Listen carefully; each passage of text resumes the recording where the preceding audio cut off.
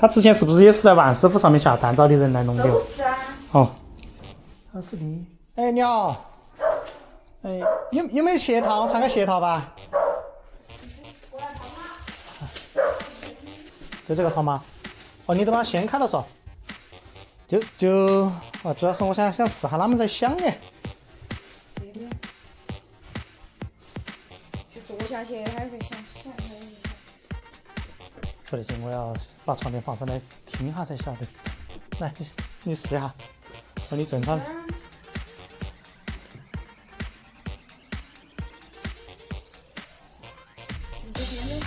我没听到声音了。放进去了呀，床垫放进去了呀，插进去了呀。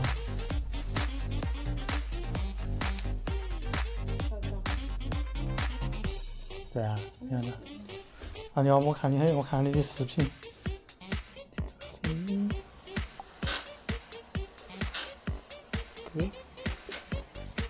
这个声音吱吱吱的声音，有点像那种床板回弹的声音。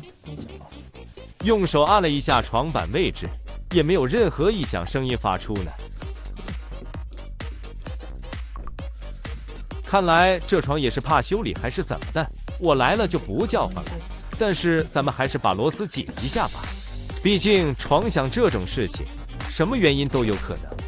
已经想了快1年了。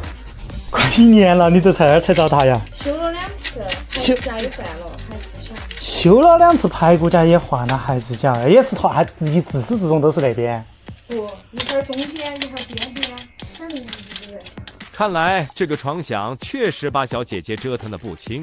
之前来了2波师傅，连排骨架都换了，这个床响也没根治。他当时修了，肯定当时没响了噻。对呀，就是过一段时间就开始响。一般管到好久呢1个月、2个月。对呀，因为正常按理说就是这样子就没有声音，但是你视频显示的那个我就没搞懂。看见那个床垫掀开放回去也没得声音，一般响就是铁架跟床架那儿摩擦，或者就是跟床边在摩擦。他之前是不是也是在万师傅上面下单找的人来弄的？都是啊。哦。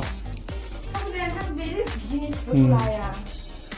有没有师傅给你处理想跑2趟的嘛？都是换，这次没弄好，下次又换一个师傅。来，他咋可能每次都找到同一个？反正再用嘛，有想成再找他吧。你帮我签个字哈。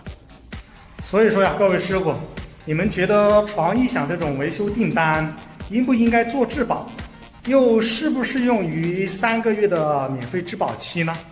比如说你在客户家把这个床一响，当时给他处理好了，但是呢，过个10天半个月，他又跟商家反映说这个床开始响了，让你免费提供质保，你觉得合不合理？